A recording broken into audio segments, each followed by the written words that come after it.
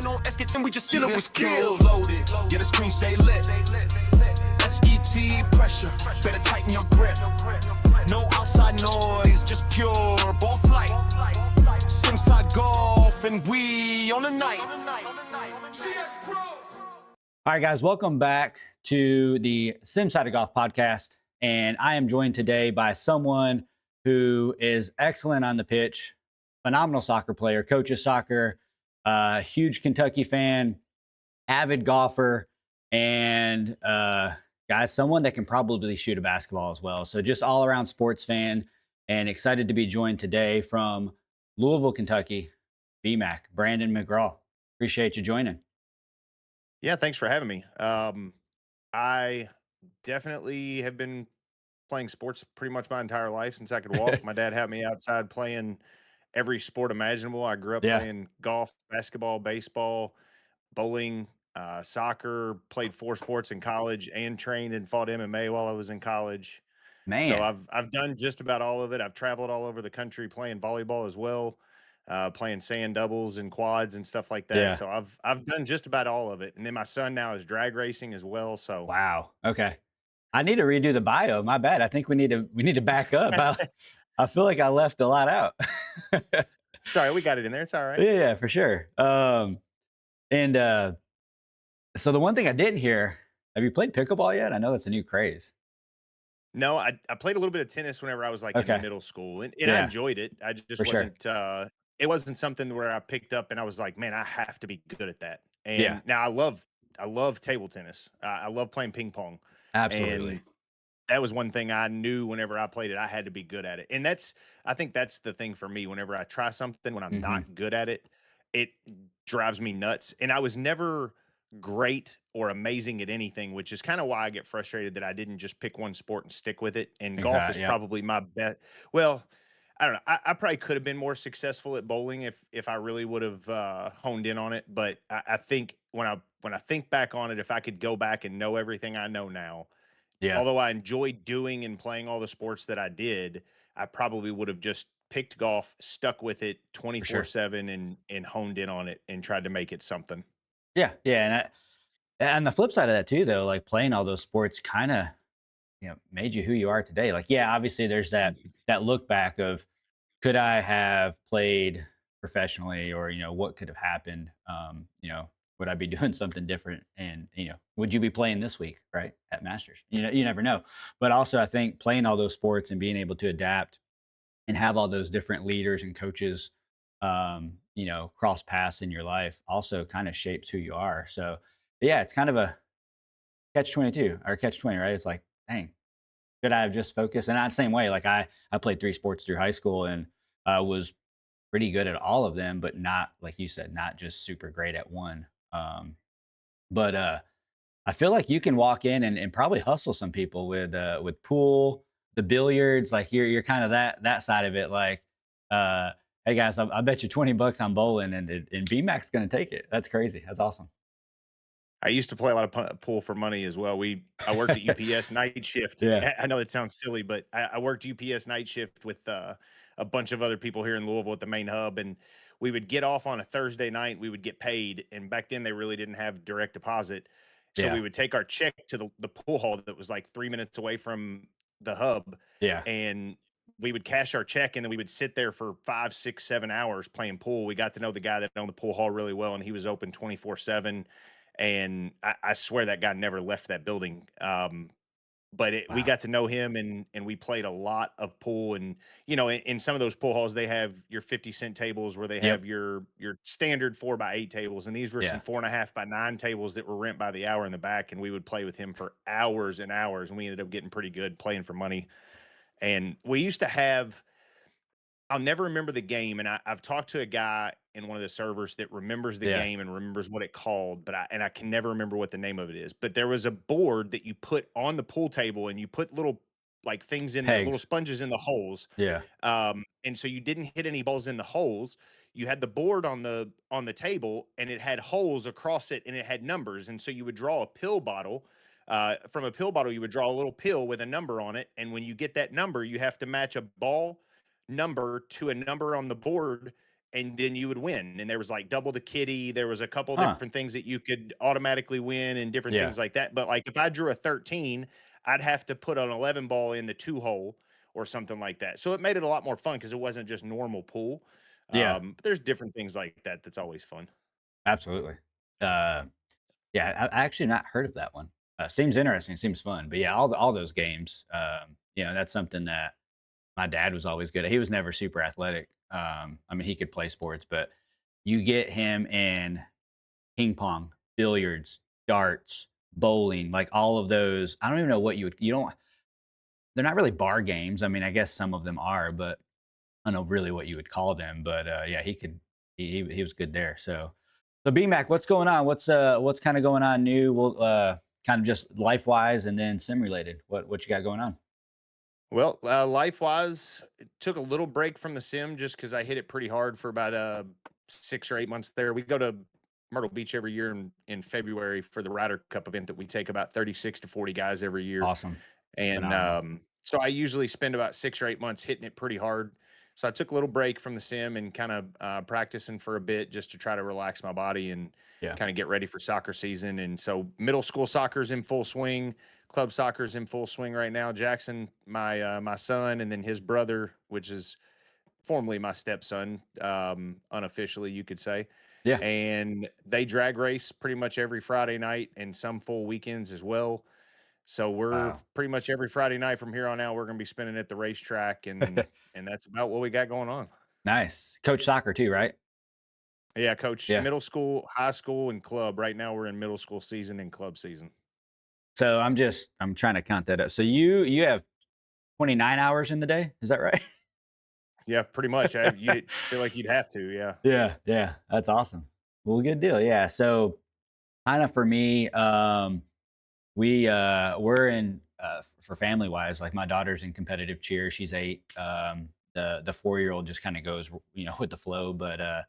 we're in full competition. So this weekend we actually got to go to Gatlinburg.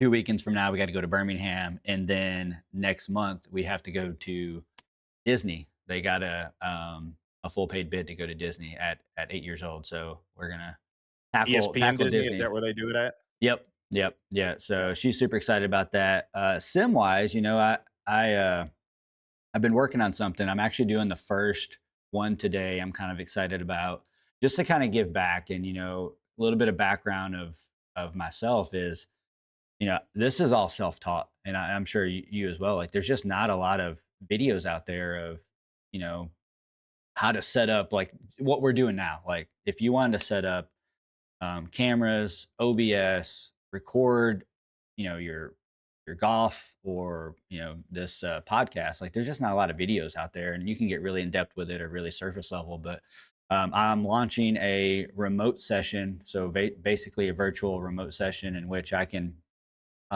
remote into a computer if someone has questions about setting up OBS. It can be as simple as setting up just a couple sources, or super in depth if we want to do advanced scene switcher, or what you're doing. You're commentating a kind of a tournament right now. Like, that takes some skill to be able to get cameras in and audio.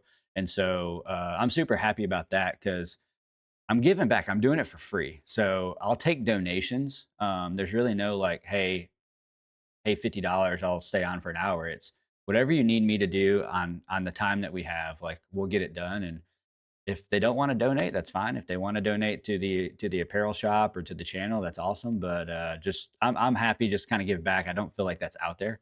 And so that's kind of the next step for me from a sim perspective. And the first one's today. I'm really excited about it. That's a good thing to do because there's a lot of times where in the GS Pro slash SGT server, you see a lot of guys who are wanting to start playing the Blitz events, which if Hmm. anybody that doesn't quite know what that is, those are the money events that SGT and GS Pro hosts Yeah. for different tournaments and singles, doubles, trios, quads, and different things like that, scramble events, all kinds of stuff.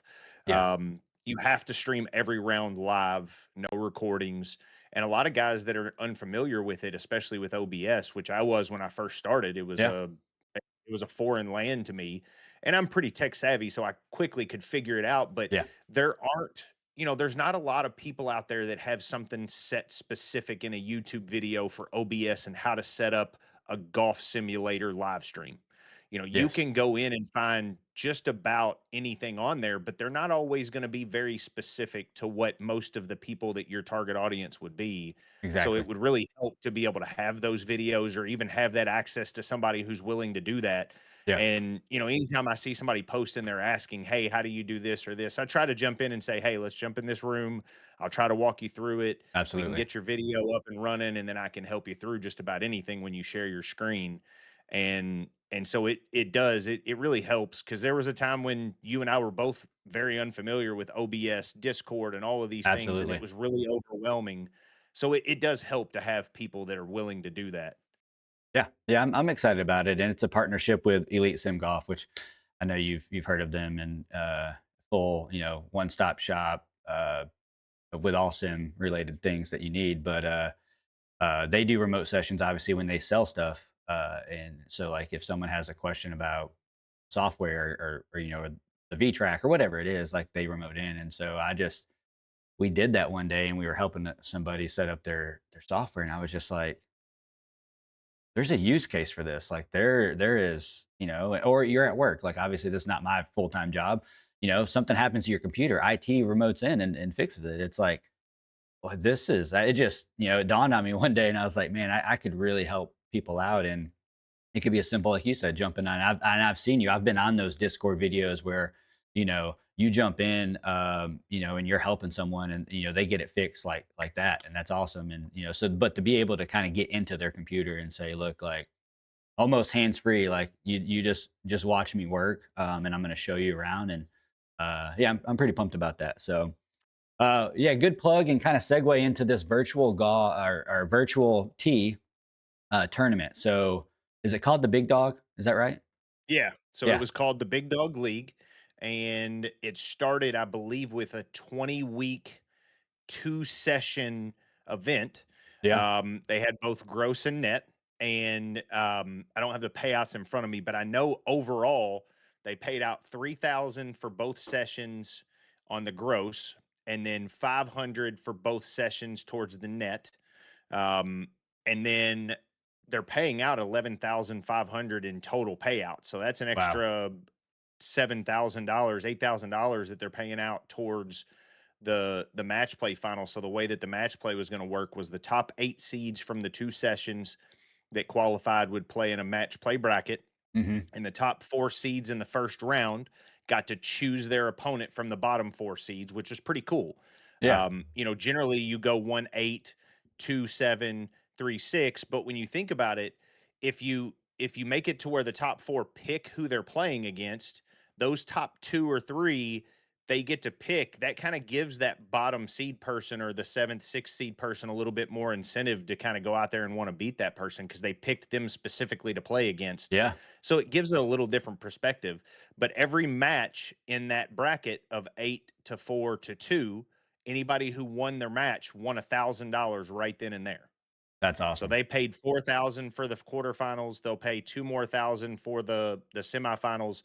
They'll pay 1,000 for the finals, and then if there's anything on top of that, see, it's 4, 6, that's 7. So they would probably give an extra 1,000 to whoever wins it overall, maybe, Yeah. or split it between first and second. I'm not sure. But yeah, their total prize pool was 11,500, and it's been a blast to be able to watch these matches because if you got a chance to watch them, that course was playing really It tough with was hard greens and hard fairways, plus the the gusty win. conditions. It Yeah. made it tough. Yeah. And there's to my knowledge, there's the TrackMan League, right? That's actual kind of semi-pro, TrackMan specific. Outside of that, and that's kind of a little different. This is the only thing besides the kind of the blitz things on SGT.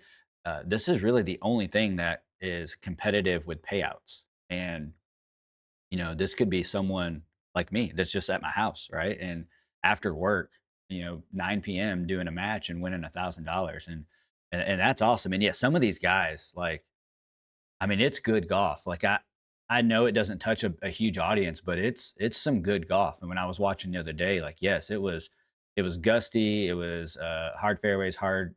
hard greens, and some of these guys shoot, you know, they're -5, -6, like, they were struggling, and it was competitive, and it almost came down right to the. I mean, if the I forget who it was, but if he would have hit that putt, and it was makeable, like you would have went into the number 18, right? It would have been a tie ball game. Um, Yep.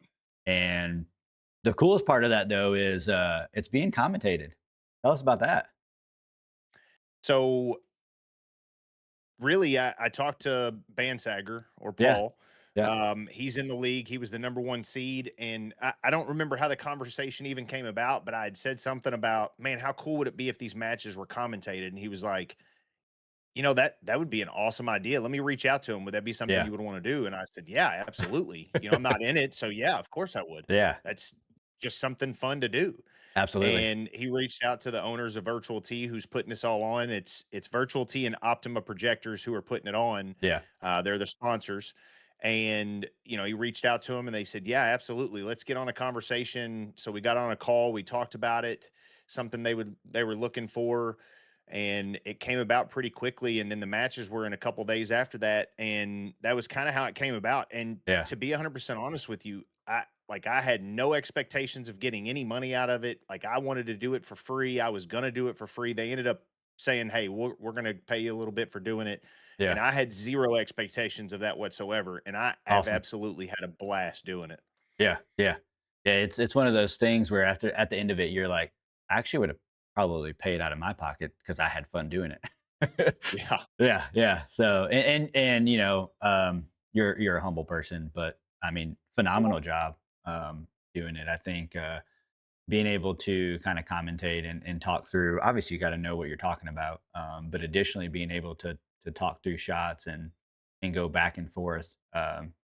It's a skill, and that's why there's not many that do it, at a very high broadcast level. And some fail. Like there's a lot of former players or people that get into broadcasting, and they have a couple good runs, and you think like Tony Romo, like the first time he did it, like everyone was just like, oh, this is awesome. It just brought a different perspective, and so yeah, it's a skill, and my friend, you did it really well. So what's next? What we got coming up next? Well, so we've got the semifinals coming up, which is going to be Sunday night, if I'm not mistaken. Okay. I think we're going to have both matches back to back. So we're going to have one, I believe, at 7 Eastern, and then the next one is going to follow that. And I believe Bells and JT Walsh are going to play first, and then Bansager and uh, Cole Stevenson are going to Okay. play after that. Got it. Yes, that's correct. Okay. Um, Same Bansager will play course? Cole Stevenson. No, it is a new course. I can't remember what the course is. They sent it out, but I didn't write it down and I haven't put my notes and stuff together yet. Got it. And so it's unknown at this moment to myself. I know they've got it situated, but I just Yeah. haven't looked at it and remembered it. And both matches play the same course? They're both gonna be Yes. playing the Yeah, same. they'll Okay. play same Okay. course, same settings and everything like that. Gonna Yep. be some good matches. Yeah, Definitely I some think good. so because all four of those guys, Cole has been number one in the world multiple times and was number Yeah. one in the world for 2 or 3 years repeatedly. Bansager's been number one in the world. I think Bells has been 2 or 3 in the world. I don't know if he's reached number one. JT Walsh is, I believe, number two right now, and he is Yeah. good enough. He has one of the most pure swings I think I've ever seen, Yeah. and he's good enough to be number one if he's not already number one right now. Yeah, I remember I was watching a, video, it's been some time ago, of Joe Legowski, and he was talking through, kinda when he was number 1 there for a while, and he was talking about JT, Walsh of just Joe was like, I have a decent golf swing, but I have to work at it. I have to get in here. I have to grind. I have to do drills. Like I can't just take a couple weeks off and then come in and, obviously he would shoot probably under par, but he's not going to fire and be number one.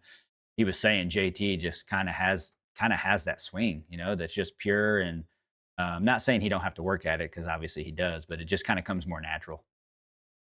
He has a very, very repeatable swing, and Yes. that when you look at some of the best golfers in the world, that's what you try to find, Yeah. and you have your outliers for people who are Sergio Garcia, who has that very, very shallow downswing, Jim Furyk, who has a very Yeah. shallow downswing, Matthew Wolf has a very odd swing, so those guys, they have to work at it really, really hard because their swing isn't nearly as repeatable as some people.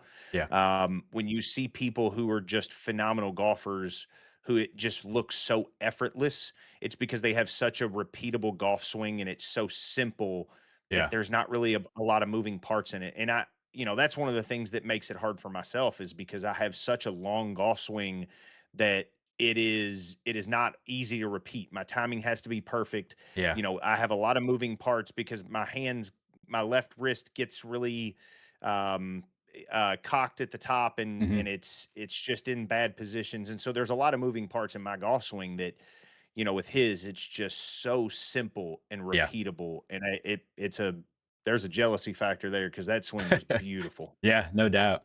I mean, at the end of the day, all that matters is the last foot.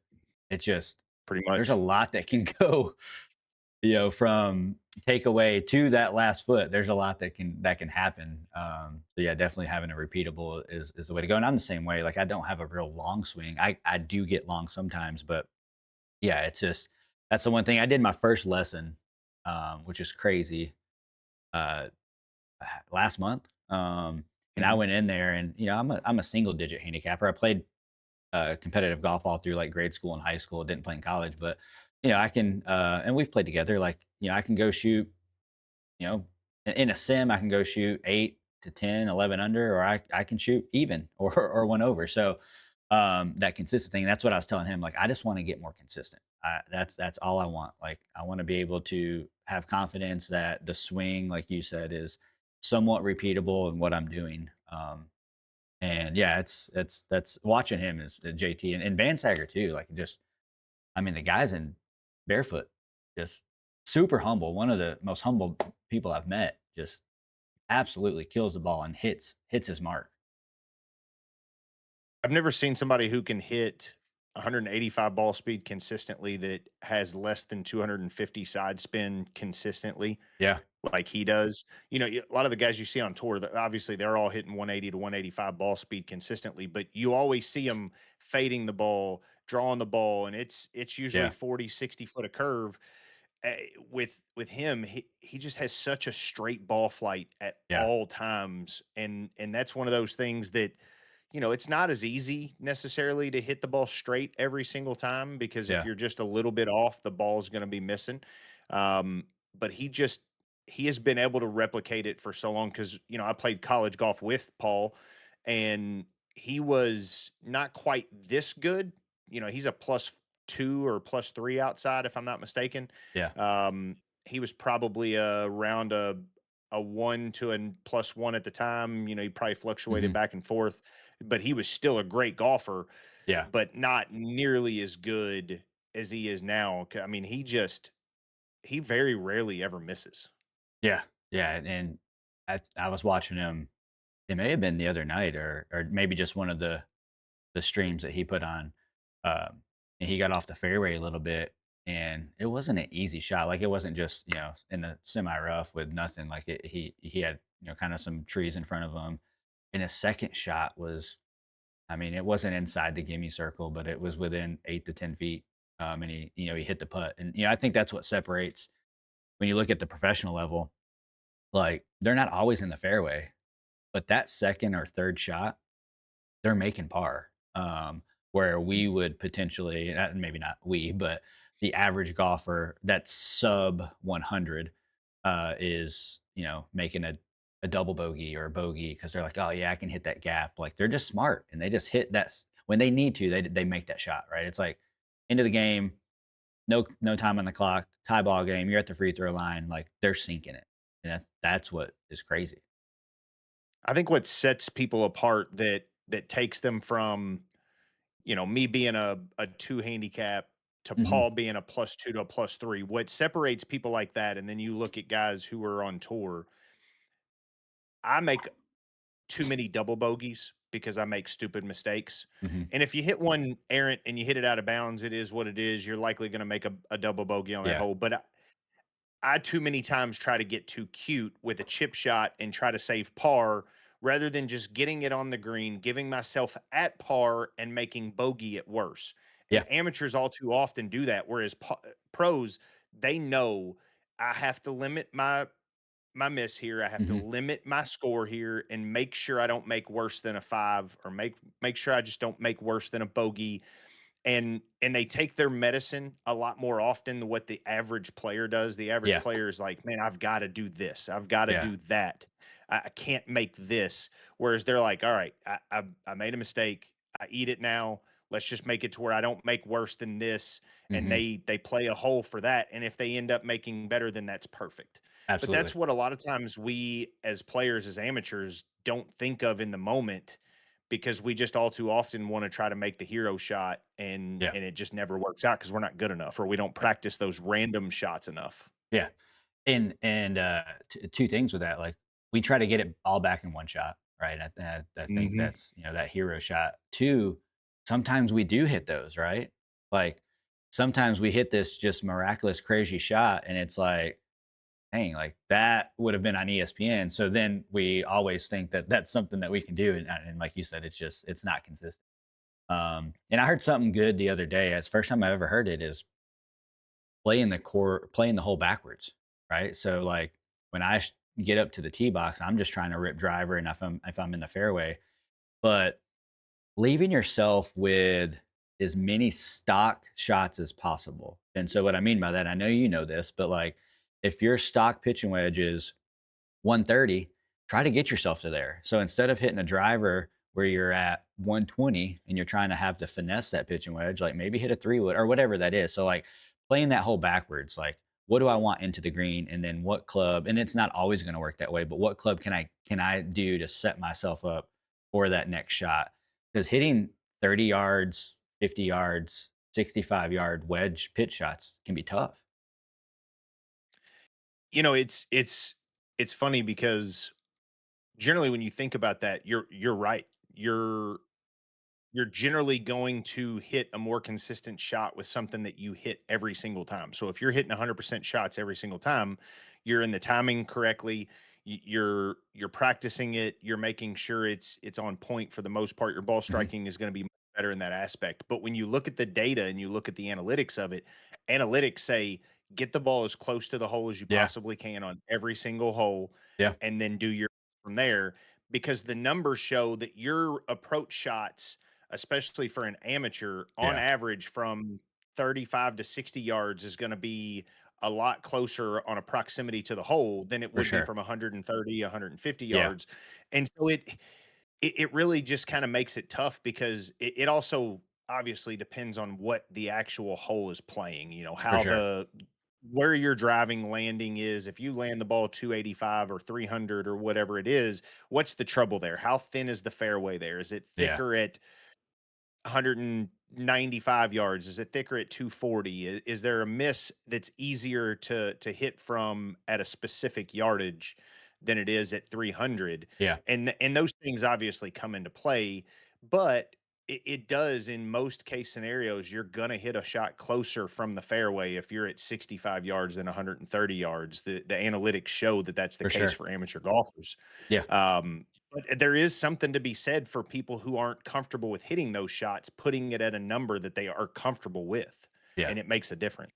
For sure. Yeah, it's just hearing that, and golf's hard.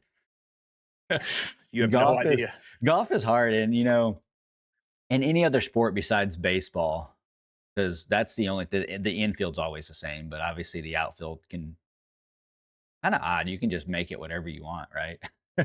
You can make it Pretty much. 300 foot, you can make it, a big green monster, and, the basketball court doesn't change, tennis does I mean, there's a lot of sports where, the field or the court or the surface doesn't change.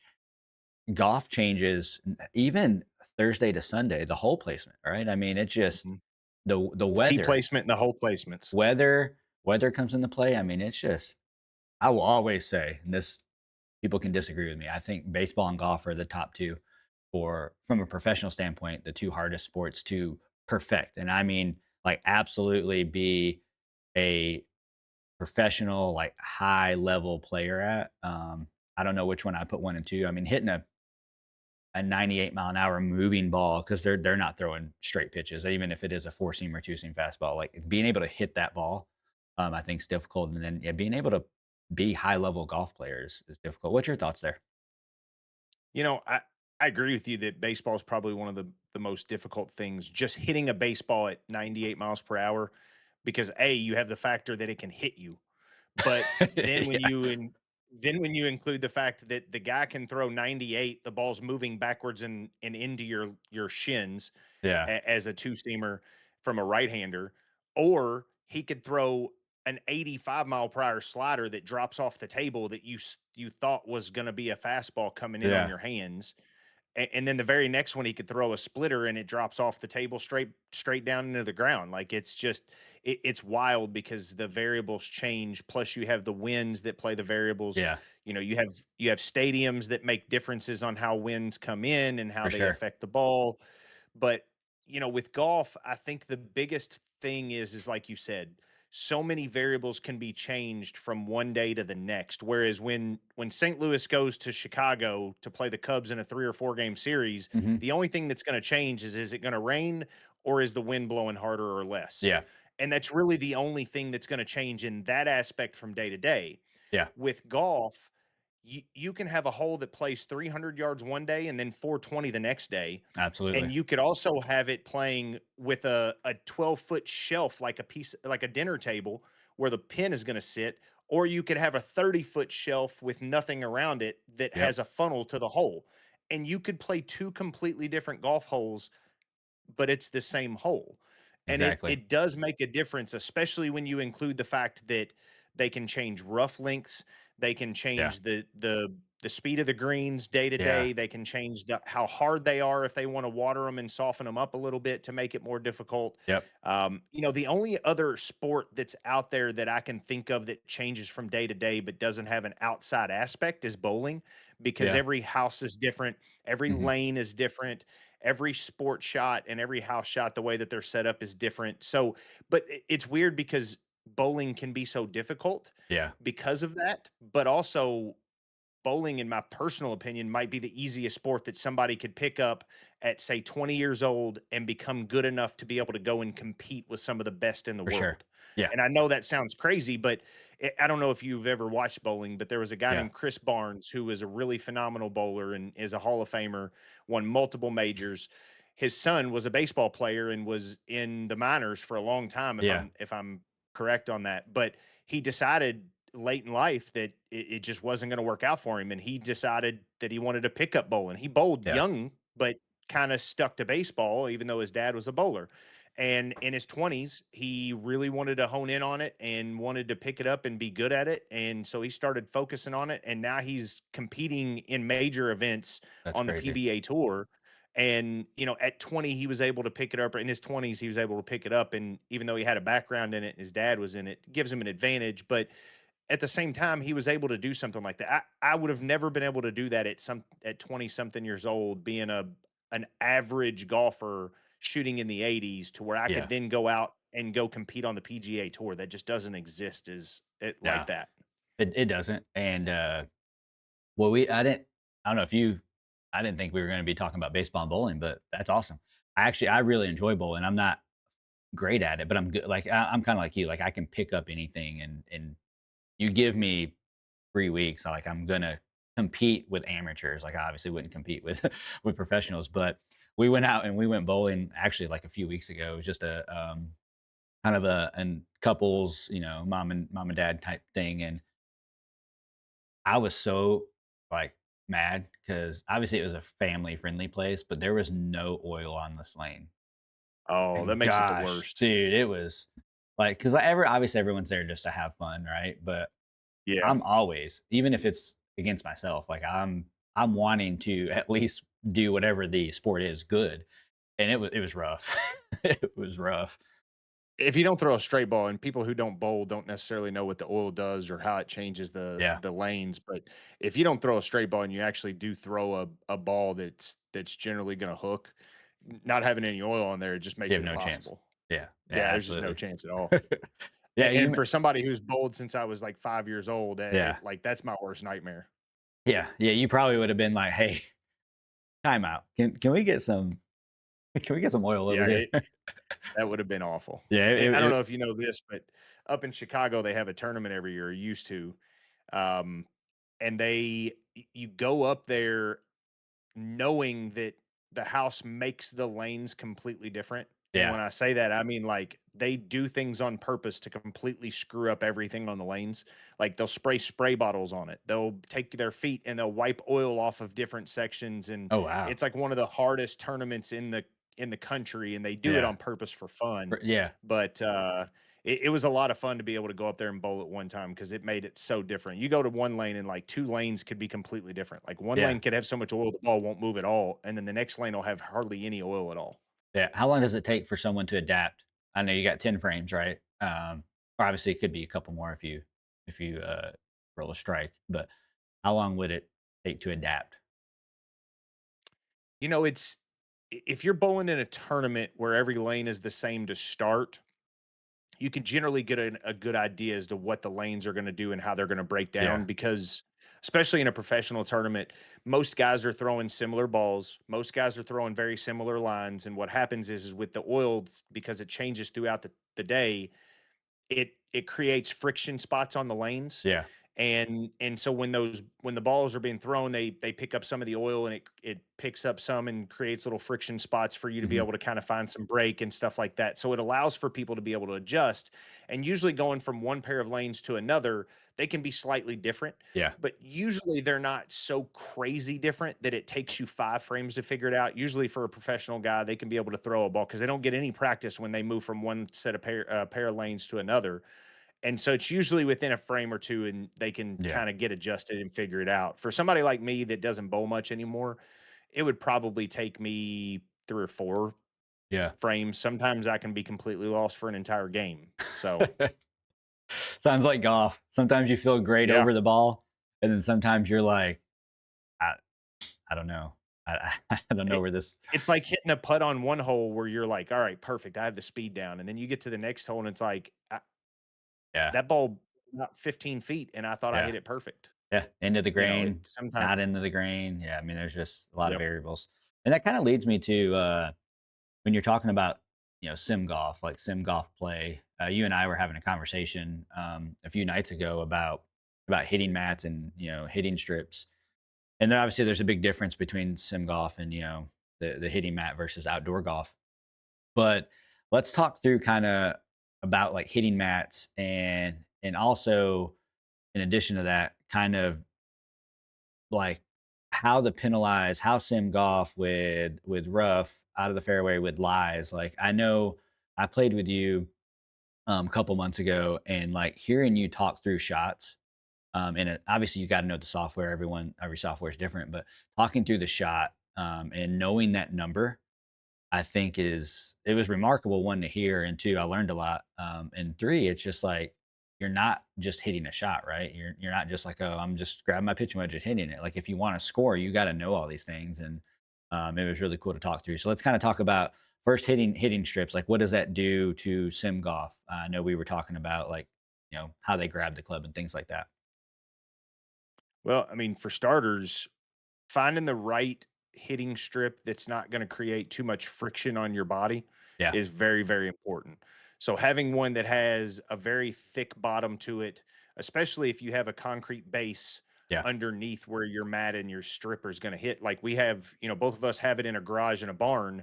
And so we're on a concrete pad Hmm. and everything underneath of the mat is concrete. So if we hit into that mat and don't have any cushion whatsoever, you're going to hurt your wrist, your elbow, your shoulders, whatever it may be, Yep. especially if you're a steeper player.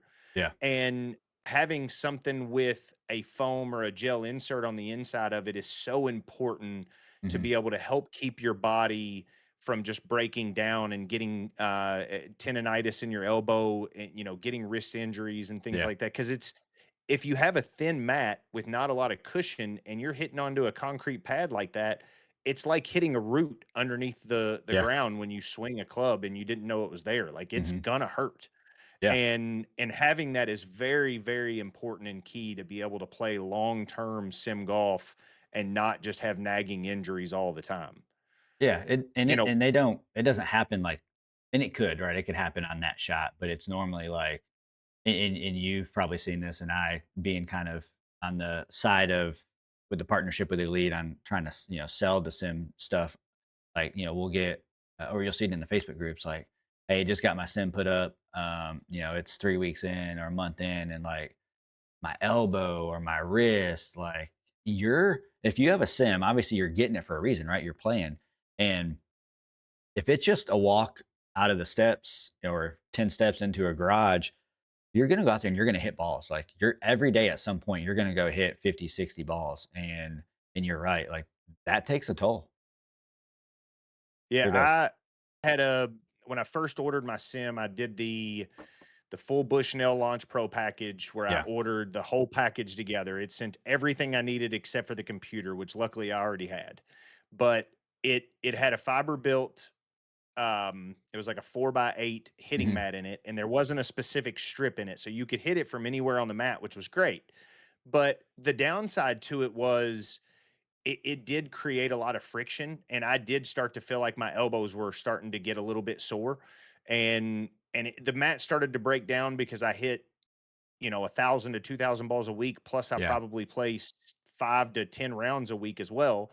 And so I was starting to feel that in my elbows. Yeah. And so I went through and I ordered one of the Carl's Place mats, and then got the Carl's Place hitting strip, and I got the foam, which I have absolutely loved it. Yeah. And I've had no problems out of it. It's starting to wear down a little bit, so it's probably going to be time to Hmm. replace it here soon. And I'm thinking, I know for sure I'm going to order another foam, Yeah. and I'm thinking about ordering the gel as well, because what I'm going to plan on doing is trying them both out, seeing which one I like more, Yeah. and I'll probably just practice on my old strip for a period until I figure out which one of those strips I like the most. And then once it's time, I can just practice on the one that I didn't like as much as the other, and use the other only for tournaments and rounds and things like that. So that way I Yeah. don't wear one out as fast. And because I've had this Carl's Place hitting strip for about a year, and because I hit so many balls, I wear them out a lot faster than other people do. For sure. Yeah. But I think a year's it's about great. time for me to replace it. Yeah, for Yeah. sure. Yeah, I mean, as much golf. I mean, I know as much golf as that you play, or just hitting a year's. I mean, that's pretty. Even though you're rotating, right? Obviously, you had the Bushnell Launch Pro. Um, you can move that around. I think the hitting zone's pretty decent size on that. Some people Mhm. don't have the luxury of having a huge hitting zone, so they kind of got to move their monitor around. But I mean, that's definitely how you prolong the life of it, right? Is just Yeah. wear a little spot out and then move it where that it's similar to when you see those pictures of people hitting on the range, like they're hitting divots and they're just scooting back, right, or Mhm. forward. But yeah, a year is pretty good actually. I love the gel insert. I had the foam as well. The foam. Do you put off the insert or you I put? do, because I don't have a little rail system for my Bushnell Launch Got it. Pro, which Okay. I want to get one so I can move it up and be Yeah. able to Yeah. putt from a different spot than where I hit from. I I will just haven't say the I haven't gel. invested in one yet. Yeah, the gel putting off of phenomenal because the gel, the insert itself, like the turf on the top, for some reason it's not as grabby. I don't know if that's how to explain it. It's like, and it doesn't, when you stand on it, it doesn't really like go down because there's that gel. So one, it feels awesome when you're hitting irons and stuff, but putting wise, it's pretty tough surface on top. It actually, when you hit, you would think it would be kind of hard, but when you actually hit, that gel gives for the irons. But when you're just putting on, like it's really smooth.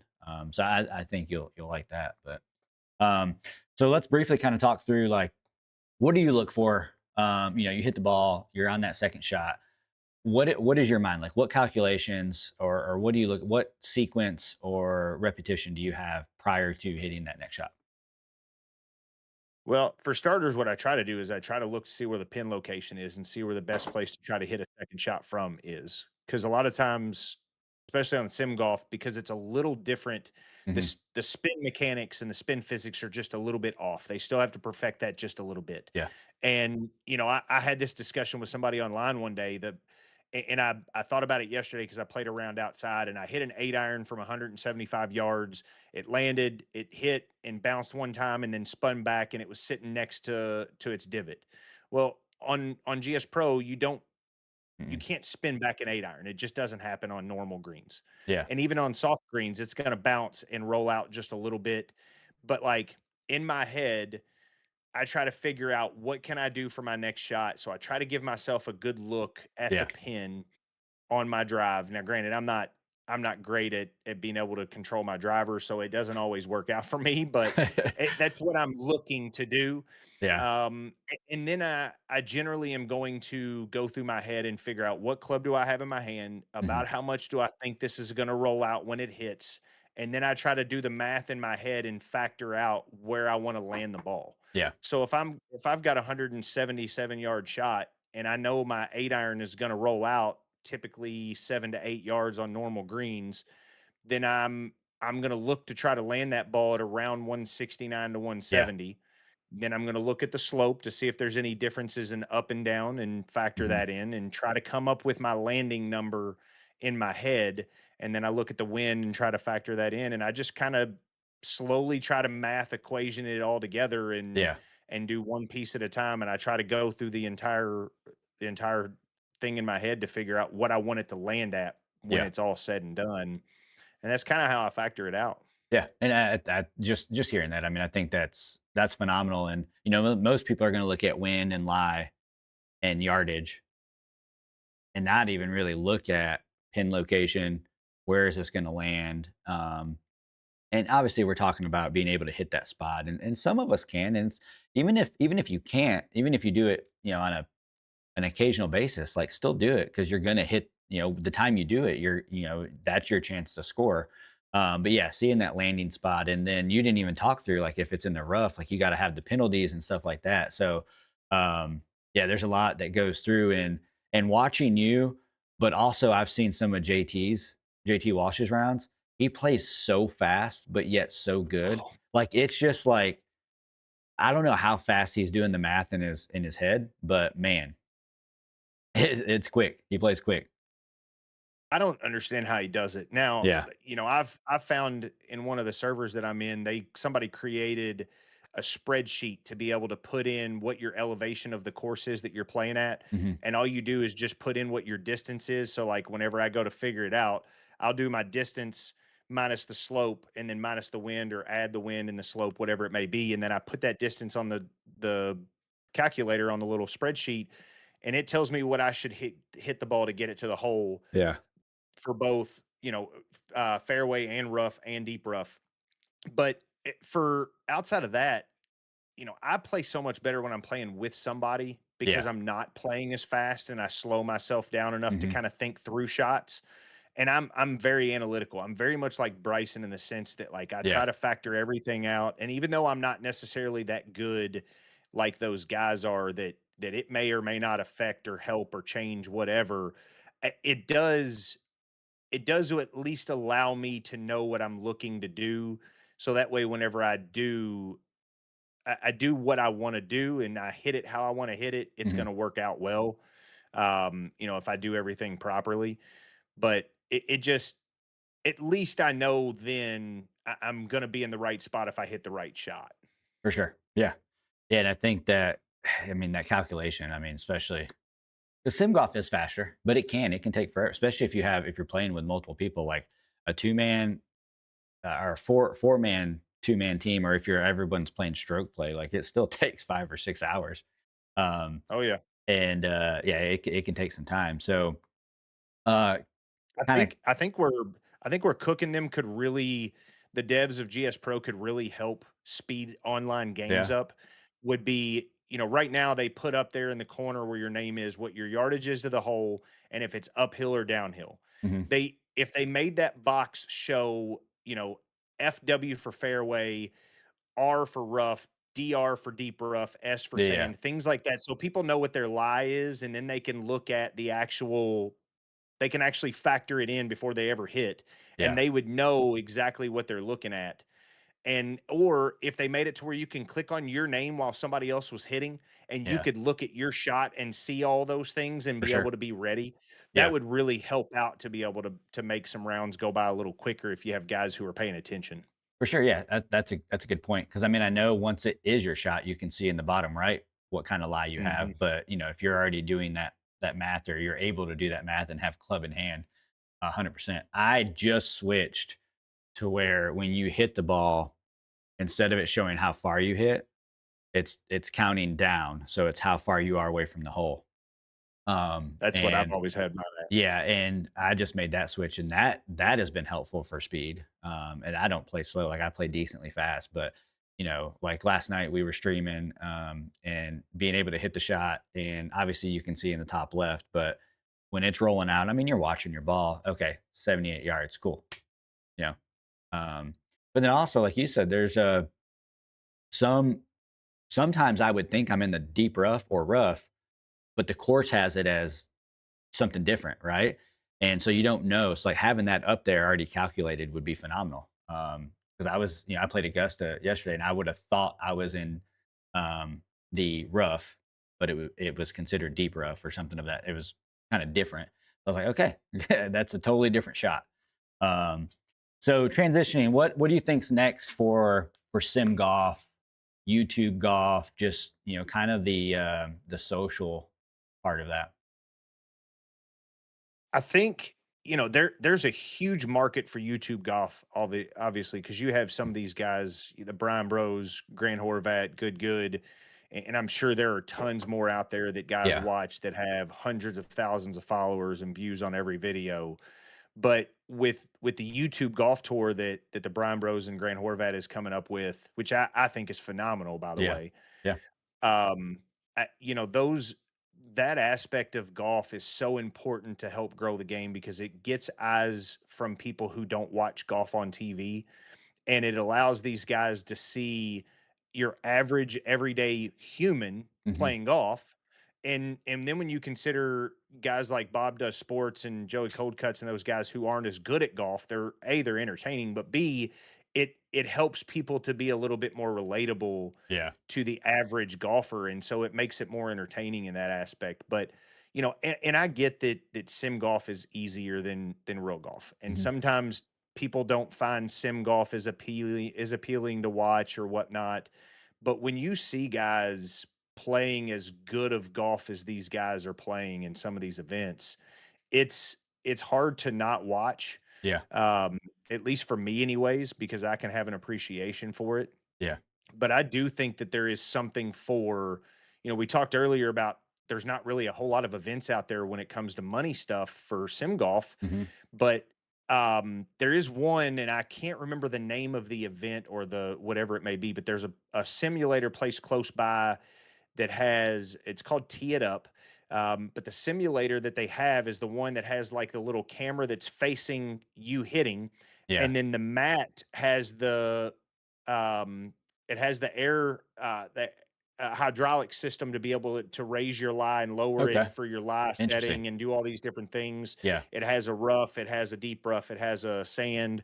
So there's all kinds of different things on it, and they put together you could go to your local place and you could qualify, and then they put a team together based on the best four guys that qualified, and they played matches against every other place across the country that had these qualifiers, and they were playing for $100,000, I think. Oh, wow. Okay. And I was gonna go and try to qualify. I didn't know the simulator software as well. Yeah, Um, I just didn't want to pay $200 to go play 2 rounds. That for that was sure. my Yeah, thing about it. And not to mention I just don't play there often, so I don't know the software well enough to know the putting. And that's where you have to be good enough to be able to try to compete for and sure. have success at those things. And, three of my buddies ended up qualifying for the team. They made it to the semifinals and lost in the semis. And they're a couple of the guys that I run an amateur tour here in Louisville with. Yeah, And that's who we go to Myrtle Beach with every year.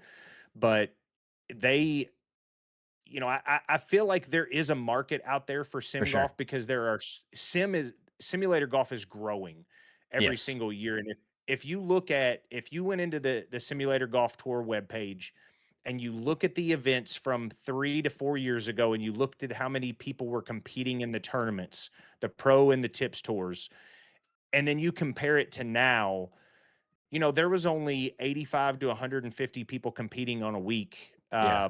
depending on the week and where the event was at and what course it was at. Now, there are hundreds of Hmm. people, almost 1,000 people every single week. And if you go and look at the world golf rankings and see how many people are actually actually have a world golf ranking Yeah, on Simulator Golf Tour, I'm going to pull it up real quick just to see because it is amazing and astounding how many people compete every single week in these for events. sure. There are 1,916 people right now that have some sort of world golf rankings on Simulator Golf Tour. And so that means they had to have competed in a pro or a tips tour round.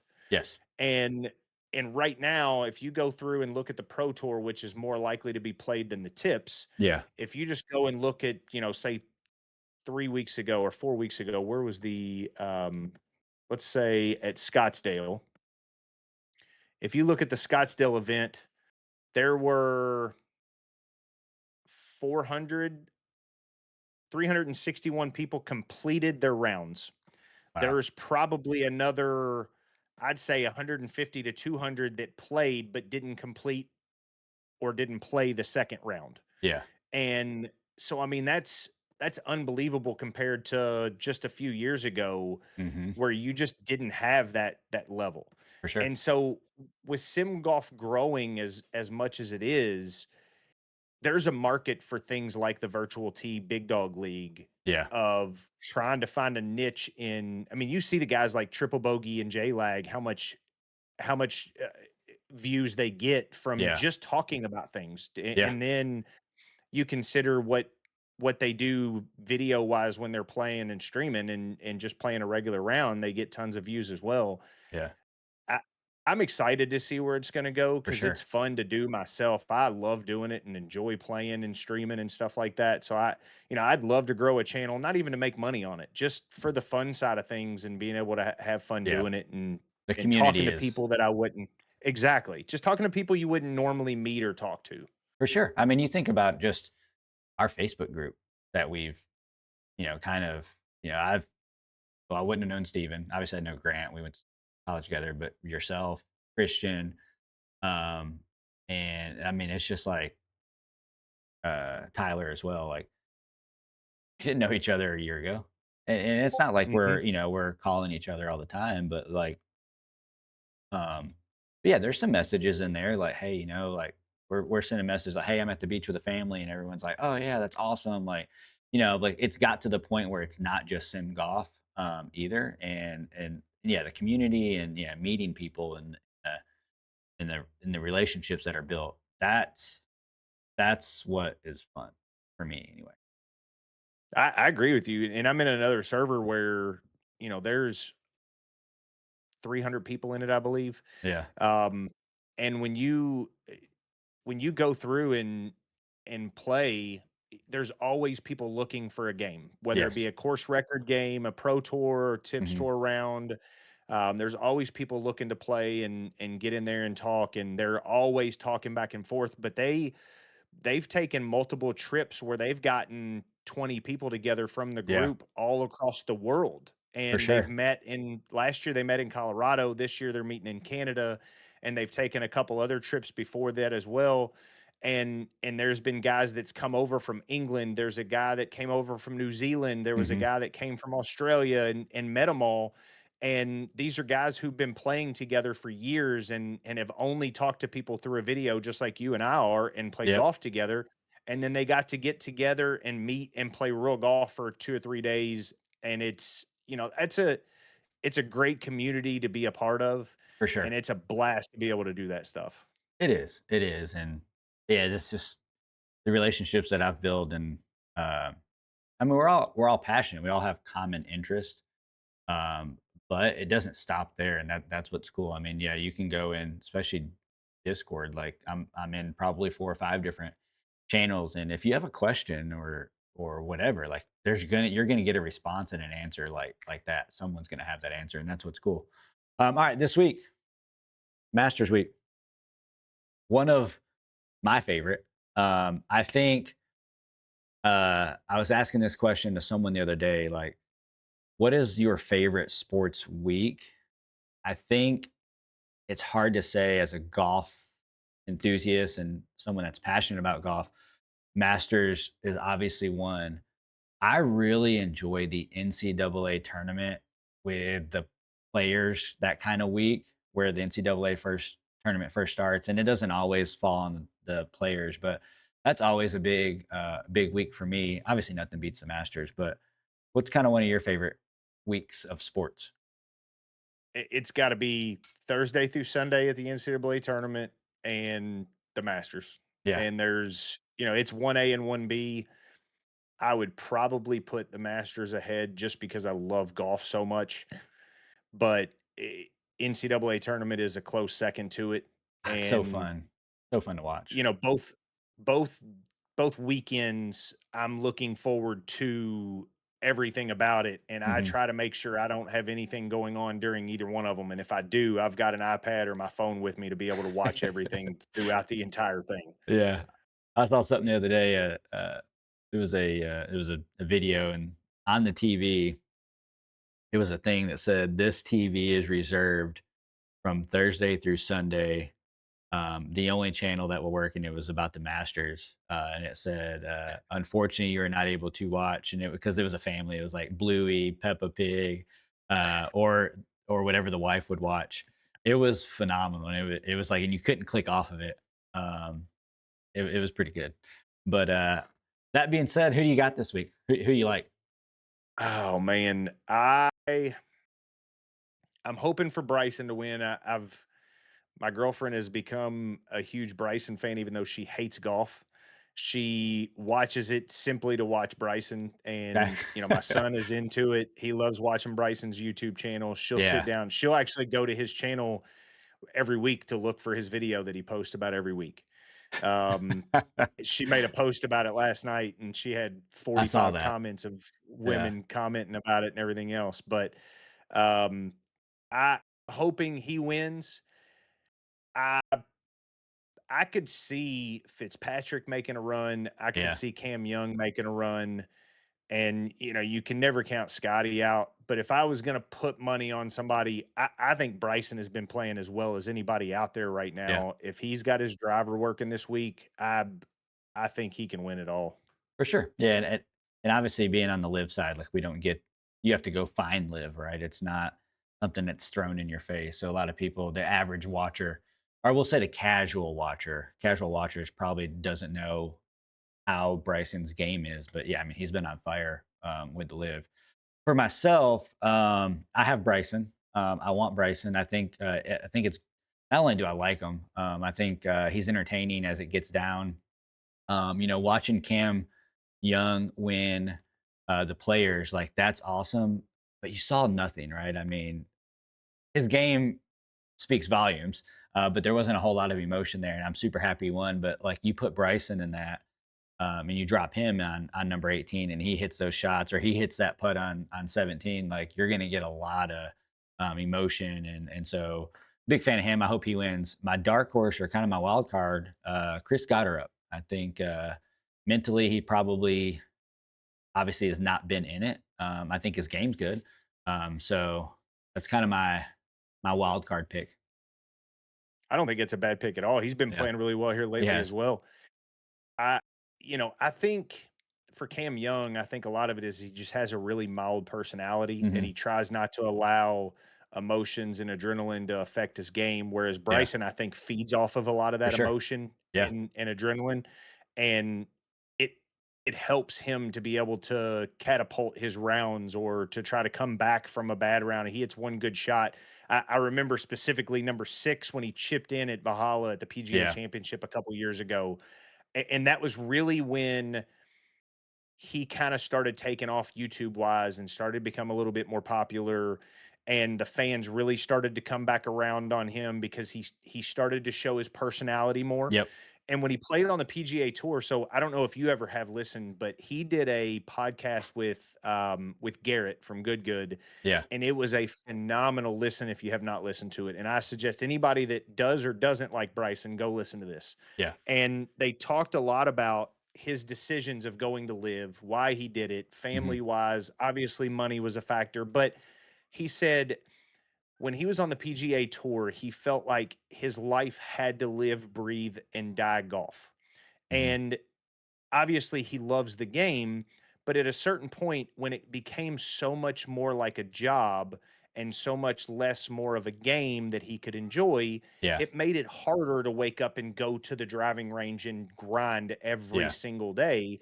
And he said, I also feel like that now compared to before, if I took a day off before, I felt like I'd fall behind. Yeah. And he was so honed in and so dead set on everything he was doing. And if you notice, his personality on the golf course with fans and everything is so much different now than it was 5 to 7 years ago before he Yeah. started with Live. He said he felt like everything had to be so focused and everything had to be so pinpoint and accurate. Mhm. And if he had one thing fall out of place, it could ruin an entire weekend. It could ruin a month. He was Yeah. afraid he would lose his card. He's like, with Live, I have the ability now to be able to take a day off, go watch my nephews and nieces play sports. Mhm. I can travel and go visit whenever I want to. I don't feel like that if I take a day off, I'm going to lose and I could lose my card in the next year and I'm done Yeah. for good. And if you really listen to that aspect of why some of the guys chose to go to Live, and I'm sure there are others that feel that way, and then I'm sure there are Mhm. others that were like, "Nope, I just wanted the money."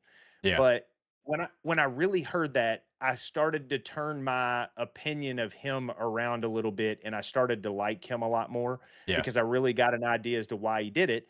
But also, it gave you an idea of his personality. And then For when he sure. started to get into YouTube, he really got to see his For personality, sure.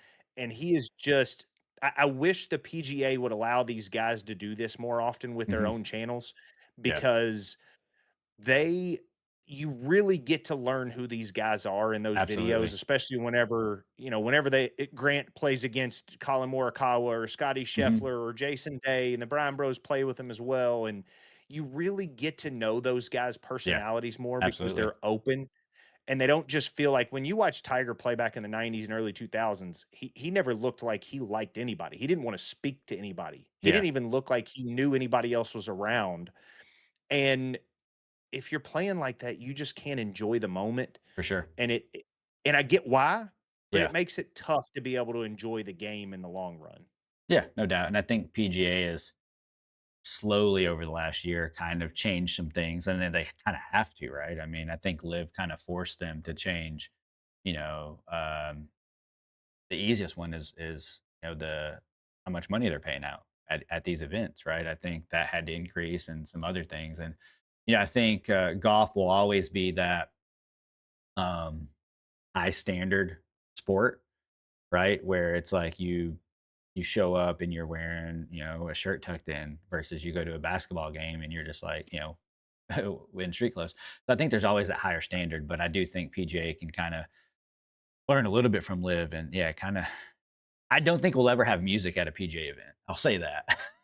There'll be no high, hip hop songs going through while people are playing, but I do think there's some flexibility and freedom there. And yeah, we're really seeing Bryson's true character and his authentic self. And I think that's what's relatable because these guys are good at golf. Like we like watching good golf, but at some point, like that's just golf. Like we want to know, like we watch TV, we watch reality TV. I don't really necessarily watch it as much, but people watch reality TV because whether the character is real or not, like there's a character and there's a presence about them.